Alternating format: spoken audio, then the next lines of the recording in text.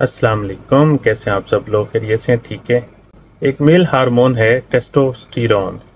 ठीक है, तो इसके लिए मोस्टली बहुत सारे लोग बिना सोचे समझे, जिनको किसी चीज़ की समझ नहीं होती है, किसी के कहने पे टेस्टोस्टेरोन का इंजेक्शन लगाना स्टार्ट कर देते हैं।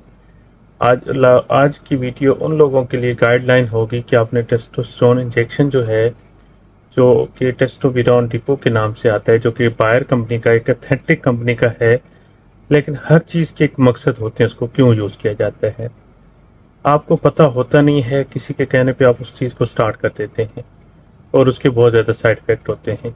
आपके जिस्म में टेस्टोस्टेरोन ऑलरेडी पूरा होता है और आप इंजेक्शन लगाने पे लगे हुए होते हैं।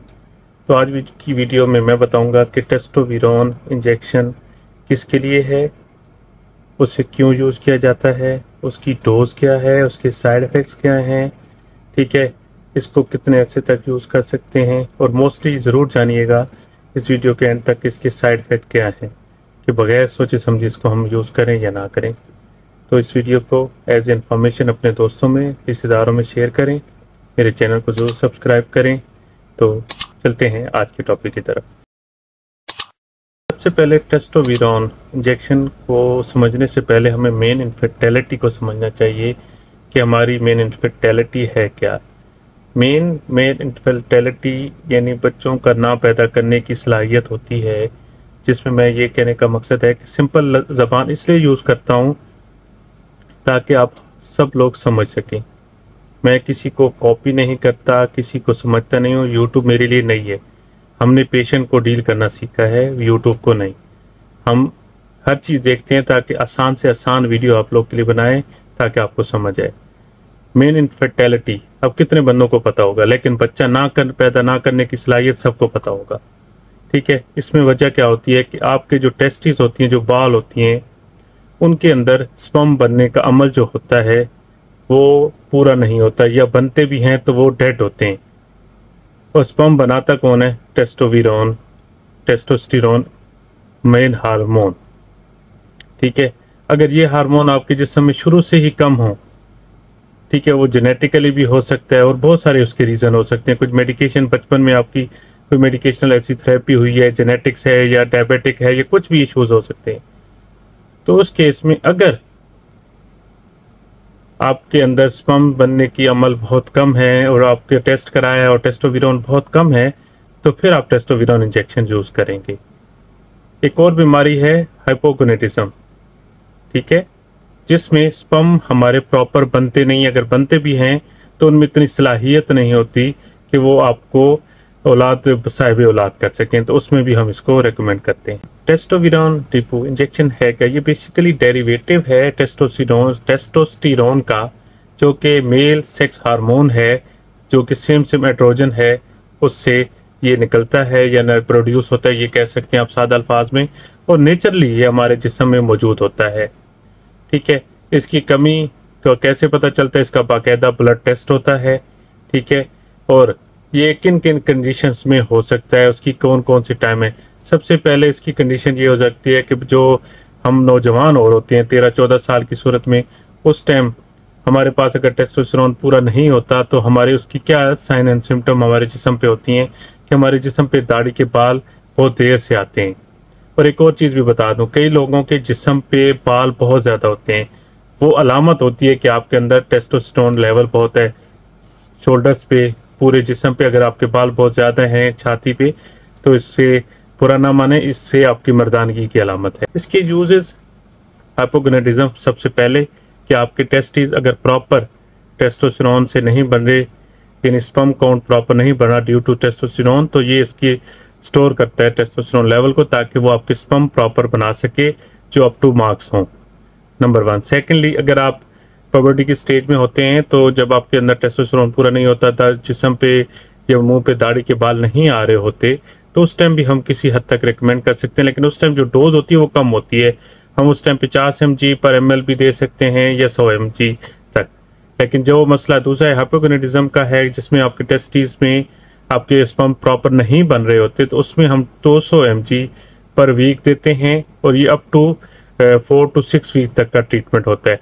लेकिन टू बी केयरफुल, ये एक कन्फर्म ऑथेंटिक डॉक्टर की सुपरविजन के अंदर ये काम होता है, आम जगह पे ये काम ना किया करें प्लीज़। इसके बहुत ज़्यादा साइड इफ़ेक्ट्स हैं, वो भी मैं आपसे शेयर करता हूँ। डोज की तो मैं ऑलरेडी डिस्कस कर चुका हूँ। इसका जो यानी टेस्टोस्टेरोन डिपो का इंजेक्शन आता है वो 200 mg पर ml के आता है। इसको हम वंस अ वीक भी कर सकते हैं और या two times in a week, लेकिन it depend upon the condition of the patient. ये हम टेस्ट वगैरह करा के अपने सामने रेकमेंड करते हैं, ठीक है। इसकी डोज एडजस्टमेंट मस्ट होती है क्योंकि ये आपको बहुत ज़्यादा फिर साइड इफ़ेक्ट्स भी प्रोवाइड कर सकता है बाद में इन फ्यूचर इन लाइफ। अगर ये देखी जाए, अगर जिनको ज़रूरत होती है तो उनमें क्या बेनिफिट्स हैं टेस्टोस्टेरोन इंजेक्शन के। ये सबसे पहले आपकी जो सेक्स डिज़ायर्स है, लिबिडो है, इसको इंक्रीज़ करता है। इसके अलावा आपके अंदर रेड ब्लड सेल्स की प्रोडक्शन को इंक्रीज़ करता है, जिससे क्या होता है कि आपकी ब्लड सप्लाई नॉर्मल होती है। ये रिस्टोर करता है आपका नॉर्मल टेस्टोस्टेरोन लेवल को। साथ में ये आपकी एनर्जी को इंक्रीज़ करता है, स्पर्म काउंट को मेंटेन करता है, उसको इंक्रीज़ करता है। ये इसके हो गए कुछ चीदा से बेनिफिट्स। अगर आपको रिक्वायर्ड है टेस्टोस्टेरोन इंजेक्शन तो उसके जो बेनिफिट्स हैं वो ये हैं। डोज की बात कर दी है, 2 कंडीशन में और किसी हद तक फीमेल्स में भी है, हम यूज़ कराते हैं जबकि ब्रेस्ट कैंसर में, लेकिन वो एक अदर टॉपिक है, उस पर मैं नहीं जाना चाह रहा। मैं अभी अपने टॉपिक पे मेन हेल्थ पे ही रहूँ। और सबसे बेस्ट टाइम टेस्टोस्टेरोन इंजेक्शन लेने का सुबह का है। सुबह के वक्त इसको आप इंजेक्शन ले सकते हैं, ठीक है।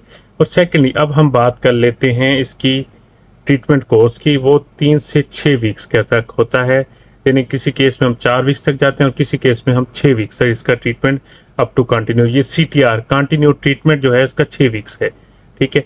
अब हम मेन टॉपिक पे आते हैं, इसके जो साइड इफेक्ट्स हैं। सबसे पहला साइड इफेक्ट इसका होता है, हर किसी में नहीं आते, चीदा लेकिन मोर कॉमन भी हो सकते हैं कि ये आपके प्रोस्टेट को इनलार्ज करता है। साथ में आपकी यूरिनेशन को ट्रबल होती है, यानी हरगान अरेबिक वर्ड्स है, यानी उसमें बर्निंग आ सकती है, इरिटेशन आ सकती है और जिस्म पे दाने आ सकती है, इचिंग हो सकती है, ब्रूटस टाइप इन्फेक्शन हो सकती है। साथ में जो मेन जो कॉमन साइड इफेक्ट है जो मोस्टली होता है, उसको हम क्या बोल सकते हैं कि वॉर्नेस होती है, यानी स्लीप के अंदर, यानी सोने के दौरान या सोने के टाइम कभी सांस का तेज़ हो जाना, कभी कम हो जाना, ठीक है। ये चीज़ बहुत कम है, यानी इसको शॉर्टनेस ऑफ ब्रेथ तो नहीं कह सकते, लेकिन इसमें ये कंडीशन होती है कि कभी कभी आपकी सांस रुक जाती है।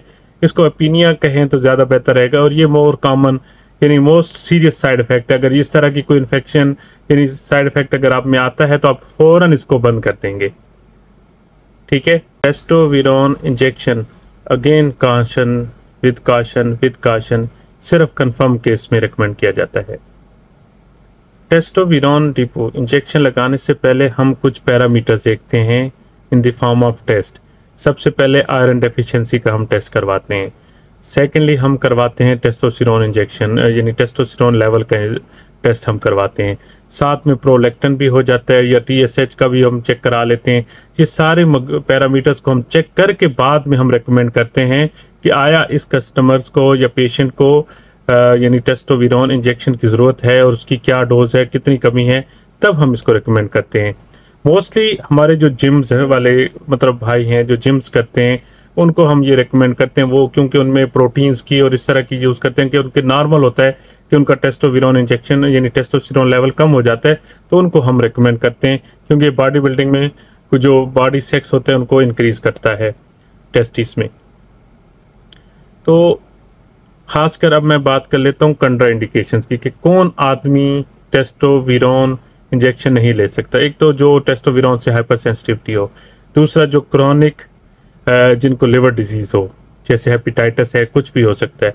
साथ में जो प्रोस्टेट से प्रॉब्लम हो, जिनको प्रोस्टेट कैंसर है या प्रोस्टेट इनलार्ज है या कुछ भी है, वो बिल्कुल नहीं ले सकते ये लोग।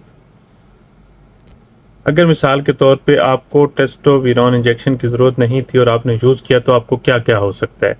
आपकी चेस्ट इनलार्ज हो जाएगी, इसके साथ साथ आपका मसल लॉस होगा, इसके साथ साथ आपकी लिबिडो कम हो जाएगी यानी सेक्सुअल डिज़ायर कम हो जाएगी उल्टा, ठीक है।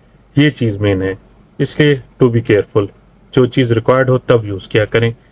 तो टोटल ये था आज का लेक्चर। उम्मीद है आपको ये इन्फॉर्मेशन पसंद आई होगी। तो जो भी है इसको अपने दोस्तों में शेयर करें ताकि कोई भी टेस्टोस्टेरोन इंजेक्शन को गलत इस्तेमाल ना करे। तो इंशाल्लाह बहुत जल्द मिलते हैं एक नए टॉपिक के साथ।